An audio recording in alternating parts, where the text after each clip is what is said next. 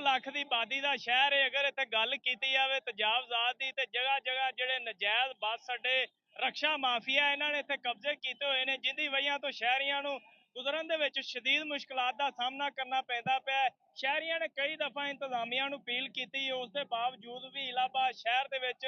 ਜਿਹੜਾ ਤਜਾਵਜ਼ਾਤ ਦੇ ਖਿਲਾਫ ਆਪਰੇਸ਼ਨ ਨਹੀਂ ਕੀਤਾ ਗਿਆ। ਜਦੋਂ ਸ਼ਹਿਰੀਆਂ ਦੇ ਨਾਲ ਗੱਲ ਹੋਈ ਹੈ ਤੇ ਸ਼ਹਿਰੀ ਕਹਿੰਦੇ ਨੇ ਸ਼ਹਿਰ ਦੇ ਅੰਦਰ ਜਿਹੜੇ ਅੰਦਰੂਨ ਦੇ ਅੰਦਰ ਬੱਸ ਅੱਡੇ ਤੇ ਇਸ ਤੋਂ ਇਲਾਵਾ ਰਕਸ਼ੇ ਦੇ ਸਟੈਂਡ ਬਣਾਏ ਗਏ ਨੇ, ਇਹਨਾਂ ਨੂੰ ਫੌਰੀ ਤੌਰ ਤੇ ਖਤਮ ਕੀਤਾ ਜਾਵੇ। ਨਾਲ ਨਾਲ ਜਿਹੜੇ ਜਗ੍ਹਾ ਜਗ੍ਹਾ ਰੇਹੜੀਆਂ ਲੱਗੀਆਂ ਹੋਈਆਂ ਨੇ, ਇਸ ਤੋਂ ਇਲਾਵਾ ਜਿਹੜੇ ਖਾਂਚਾ ਫਰੋਸ਼ ਨੇ ਉਹਨਾਂ ਨੇ ਵੀ ਰੋਡ ਨੂੰ ਘੇਰਿਆ ਹੋਇਆ ਤੇ ਸ਼ਹਿਰੀਆਂ ਨੇ ਕਿਹਾ ਕਿ ਫੌਰੀ ਤੌਰ ਤੇ ਡੀਸੀ ਕਸੂਰ ਵਜ਼ੀਰ ਆਲਾ ਪੰਜਾਬ ਨੋਟਿਸ ਲਵੇ ਤੇ ਸ਼ਹਿਰ ਦੇ ਅੰਦਰ ਜਿਹੜੇ ਰਕਸ਼ਾ ਸਟੈਂਡ ਨੇ ਇਸ ਤੋਂ ਇਲਾਵਾ ਬੱਸ ਅੱਡੇ ਬਣਾਏ ਗਏ ਨੇ ਇਹਨਾਂ ਨੂੰ ਫੌਰੀ ਤੌਰ ਤੇ ਖਤਮ ਕੀਤਾ ਜਾਵੇ ਤਾਂ ਕਿ ਸਾਨੂੰ ਗੁਜ਼ਰਨ ਦੇ ਵਿੱਚ ਸ਼ਦੀਦ ਮੁਸ਼ਕਲਾਂ ਦਾ ਸਾਹਮਣਾ ਨਾ ਕਰਨਾ ਪਵੇ ਜੀ।